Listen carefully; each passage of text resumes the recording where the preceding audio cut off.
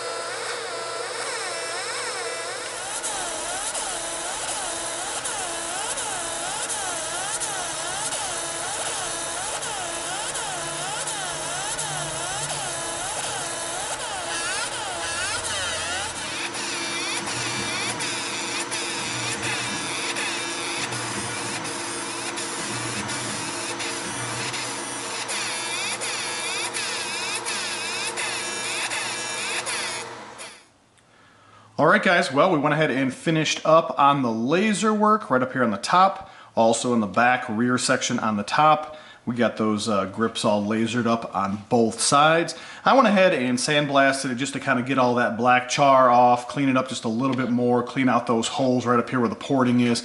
And then I went ahead and cleaned it and dropped it into my Gen 4 green frame.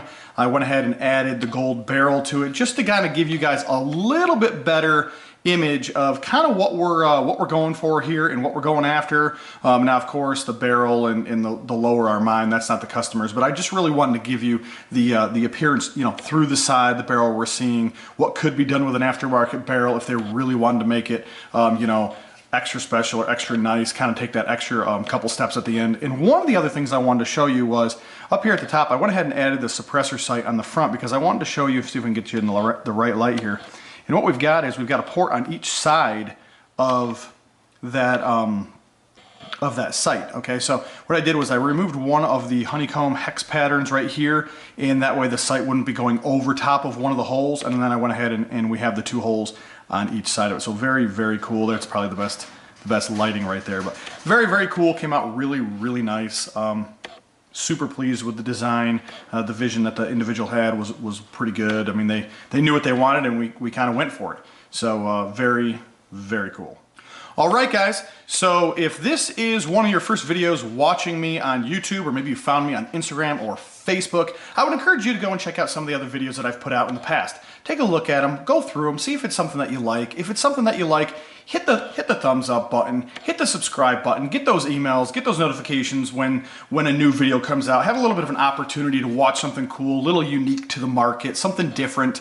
And guys, if you're already subscribed by showing me the support, you know, hit those thumbs ups. If you're not on Instagram or you're not on Facebook, follow me on Instagram, follow me on Facebook. You're gonna see new content get posted over there all the time. Stuff that sometimes doesn't quite hit YouTube. It's not, you know, it just doesn't have enough material for an entire video. So you can go over there and check out some of the pictures, check out some of the short clips that we've got on Instagram. And of course, you're gonna find out information on Facebook, like where and when we're gonna be setting up, how you can reach me, where you can find me, things like that. Schedule a time to come find me and get a project done. So there's lots of cool things that you can actually find out from checking us out on our Facebook account. Now, the other thing is, if you go to our webpage, okay, so let's just say you can't find me for some odd reason, go to our webpage. At the very bottom, you're gonna find YouTube, Instagram, and Facebook, and those are direct links to all of those. So you don't have to go to Instagram or Facebook and search for NCEngravers, or, you know, copy and paste a link from the video description, because most of the time I put them in the video description. You can literally just go to the webpage. Right from there, you can check out the gallery. Sometimes there's pictures that get posted on there that aren't other places because it's stuff, services that I sell and things like that. So sometimes you're gonna see some new content that gets posted on the webpage that's not in my other places. And you're definitely gonna get to see a lot of that content that's repetitive. So the stuff that people ask for the most, those are gonna kind of give you the ideas of the things that I can save you the most money on as far as patterns go, because I run those the most often. Obviously, I run lots of unique things on lots of unique different guns and different styles of guns and unique designs overall, but sometimes the average and the standard ones are going to save you just a little bit more because I'm already geared up and queued up to get those turned out for you in a pretty quickly time frame. So guys, check me out on there. You can always check me out back here right on YouTube, because we're gonna have more and more stuff all the time. I know I've got 2 or 3 very advanced builds that are coming up. They're already here, so I've already been working on them, but I haven't got them all done, so I haven't got them cranked out to you guys just yet. So we're still trying to work through those details and find out exactly what we're gonna be doing on those, but they're already in my possession. So very, very cool, and you guys are really gonna be excited about them because it's some stuff that we haven't done before. It's on some guns that we haven't done before as well. So very, very cool. But guys, always learn as you go, right? So just continue learning. You know, if you're not learning while you're doing it wrong. Stay learning just with everything that you guys do, and teach me, okay? So if you know something that I don't know, teach me, tell me what's going on, and then I'll try to learn from you as well. So guys, you can catch me on the next one. If you need anything, I'm only a phone call, an email, or a text away. Feel free to hit me up on any of those 3, and I'll get back with you on whatever you need. Thanks.